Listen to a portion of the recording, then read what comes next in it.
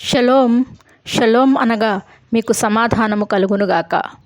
ఈరోజు దేవుని వాక్యము యెషయా 42వ అధ్యాయము 20వ వచనం. నీవు అనేక సంగతులను చూచుచున్నావు గాని గ్రహింపకున్నావు, వారు చెవి యొగ్గిరి గాని వినకున్నారు. దేవుడి మాట అంటున్నాడండి. నేను నీతో ప్రతిరోజు మాట్లాడుతూనే ఉన్నాను. నీ చుట్టూ ఉన్న మనుషుల ద్వారా కానీ, పరిస్థితుల ద్వారా కానీ, కలల ద్వారా కానీ, దర్శనముల ద్వారా కానీ, వాక్యము ద్వారా అనేక రకాలుగా నేను నీతో ప్రతిరోజు మాట్లాడుతూనే ఉన్నాను. నీవు చూచుచూనే ఉన్నావు, వినుచునే ఉన్నావు, కానీ వాటిని గ్రహింపలేకున్నావు, గ్రహించిన వాటిని ఆచరించలేకున్నావు అని దేవుడు చెబుతూ ఉన్నాడు. ఒక్కసారి ఆలోచించండి. ఏ స్థితిని బట్టి మీరు చూచి కూడా చూడనట్లు, విని కూడా విననట్లు ఉంటున్నారో ఒక్కసారి ఆలోచించండి.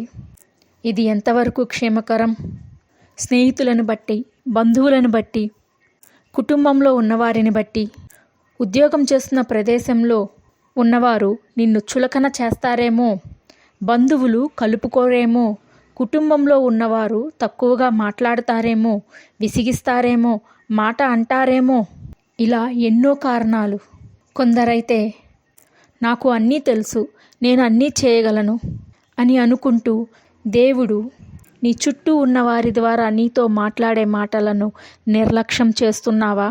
అది నీకు ఎంతవరకు ఆశీర్వాదకరం? ఆలోచించు. దేవుడు శక్తినివ్వకపోతే మరుక్షణం నీ పరిస్థితి ఏంటి? ఆయన సహాయము చేయకపోతే బంధువులు, స్నేహితులు అన్నవాళ్లే దగ్గరకు వస్తారా? నీ ఇంటివారే నీకు తోడుగా నిలబడగలరా? ఒక్కసారి ఆలోచించు నేస్తమా, ఒక్కసారి ఆలోచించు. ఈరోజే ఒక మంచి నిర్ణయం తీసుకో. ఆయన చెప్పిన మాటకు లోబడే తత్వాన్ని అలవరచుకో.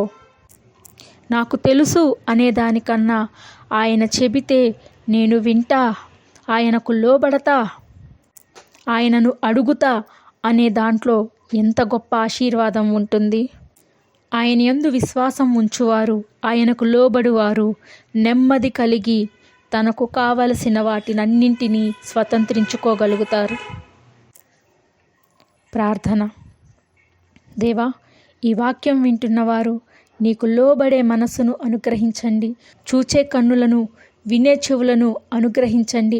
లోబడే హృదయాన్ని అనుగ్రహించమని నీ హస్తాలకు అప్పగిస్తూ నజరేయుడు, రక్షకుడు అయిన ప్రభు యేసు నామమున ఈ యొక్క చిన్ని ప్రార్థన అడిగి వేడుకొంచున్నాను తండ్రి.